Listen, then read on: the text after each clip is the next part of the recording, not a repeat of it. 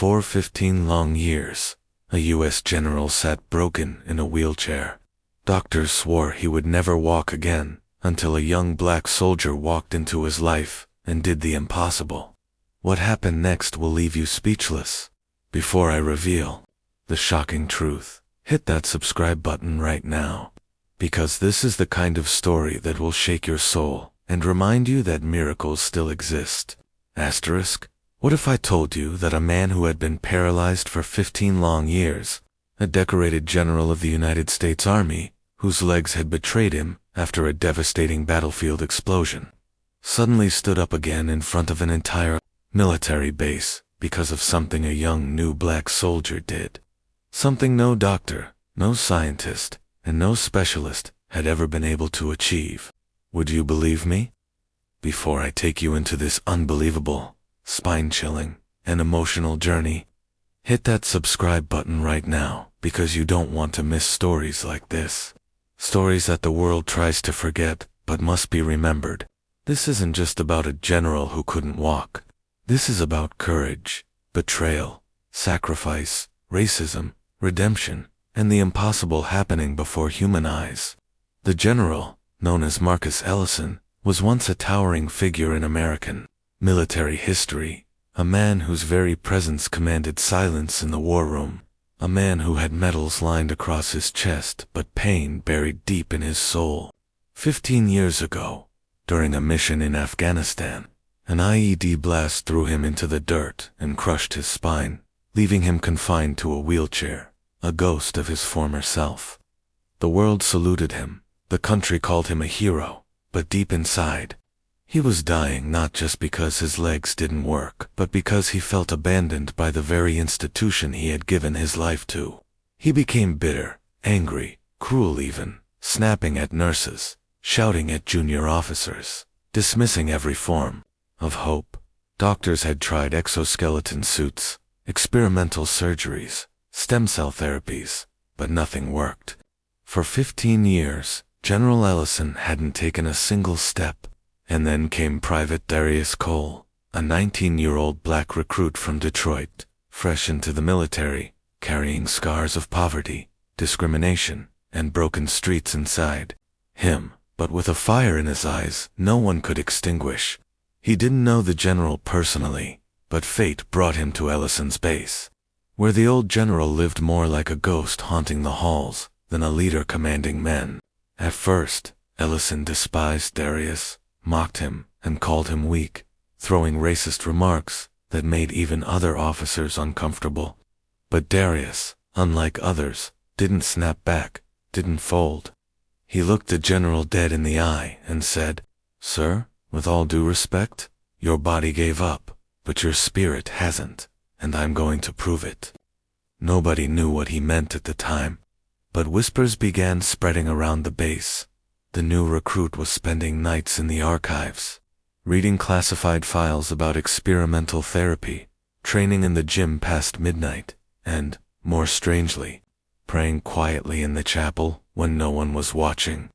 There was something different about him, and one night, when the general couldn't sleep and rolled his wheelchair down to the training grounds, he found Darius practicing with chains strapped to his own legs, dragging 50-pound weights, whispering pain is not permanent, power is. The general barked at him. "You think that nonsense will change anything?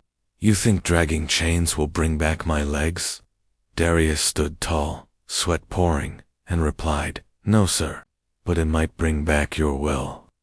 That night, something cracked inside Ellison. For the first time in 15 years, he allowed someone to challenge his bitterness. And that's where the impossible journey began. The days turned into weeks, and Darius pushed boundaries no one else dared. He wasn't just a soldier. He became a shadow of hope. He researched ancient African healing techniques his grandmother once whispered to him, combined with modern military resilience training. He built routines not for himself, but for the general.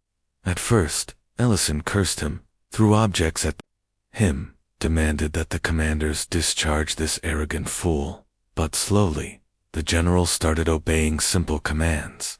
Push yourself up from the chair's armrest. Hold for 10 seconds. Fall if you must, but try again. The general failed. Again, again, again, until one night, bruised and humiliated, he whispered, "Why are you doing this? Everyone else left me. Why not you?" And Darius, eyes burning with conviction, said, "Because my father died in a war you commanded. He believed in you. If I can make you stand again, maybe I'll know his death wasn't for nothing." That revelation shook Ellison to his core. The man he once mocked carried the burden of a father who died following his orders. Guilt consumed him, but also a strange sense of duty. He realized this young man wasn't just helping him, he was demanding justice. Meanwhile, rumors spread across the base that the general was training in secret. Some mocked it, others feared it. The Pentagon, when hearing about these sessions, sent officials to shut it down, warning that false hope leads to disaster.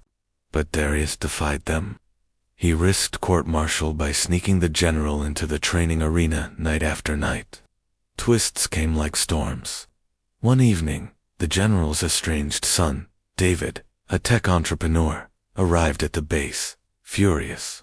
"Dad, you've embarrassed yourself enough. Don't let this kid exploit you." But when Ellison tried to explain, David stormed out, leaving only silence.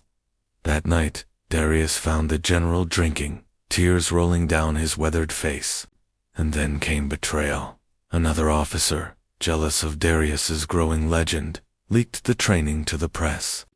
Overnight, tabloids ran the headline, "Fallen General Exploited by Black Soldiers' Fantasy Therapy." The country laughed. Politicians mocked. The Pentagon ordered Darius' arrest. He was dragged in chains, accused of manipulating a hero. The general, powerless in his chair, screamed until his voice broke. But then, something happened in that courtroom trial that no one expected. Ellison demanded to testify. In front of a panel of officers, he slammed his hand on the table and, with trembling arms, pushed himself to a half-stand. Gasps filled the room. For 15 years, he hadn't moved from his chair, and yet, because of Darius, he was now defying fate itself. "Don't you dare call him a fraud," Ellison roared. "He did what none of you could. He gave me my will back." The case collapsed. Darius was freed.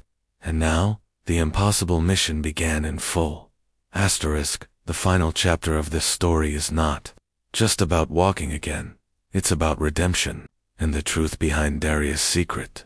As the world learned of this miracle, media swarmed the base. Doctors rushed to examine the general. Some called it psychosomatic, others called it divine intervention. But the truth was darker. Darius revealed privately to the general that he had discovered classified files hidden in the archives. Years ago, the Pentagon had suppressed an experimental therapy for spinal injuries because it was developed by a black scientist who was discredited for political reasons. The cure had always existed, but racism buried it. Darius pieced it together, mixing his own resilience training with the suppressed formula. The general was stunned. His own institution had denied him 15 years of life.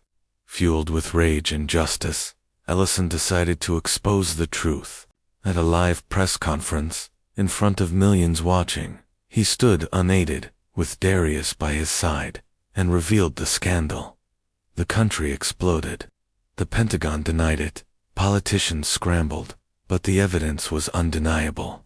The black scientist, who had been erased from history, was vindicated, his family honored, and the medical breakthrough finally released to the world, saving thousands of paralyzed veterans. But that was not the last twist. On the night of celebration, when the general finally took his first full walk across the base, his son David returned, not to mock, but to kneel. "I was wrong, Dad. I didn't believe in you. But seeing him beside you, I believe again." Father and son embraced, tears streaming. And then the general, once bitter, once broken, turned to Darius and said words no one expected. "Private Cole, from this day, you're not just a soldier. You're my son too." The crowd erupted. Soldiers saluted. The man who had not walked in 15 years now stood taller than ever. Not because of his legs, but because of the young black soldier who did the impossible. And as the story closed, one truth echoed louder than any battlefield explosion. Courage is contagious. Hope is unstoppable. And sometimes the most broken among us carry the power to heal the greatest wounds. So if this story moved you, if it made you believe again, hit that subscribe button right now, because more stories are coming that will shake your soul and remind you the impossible is only impossible until someone dares to try.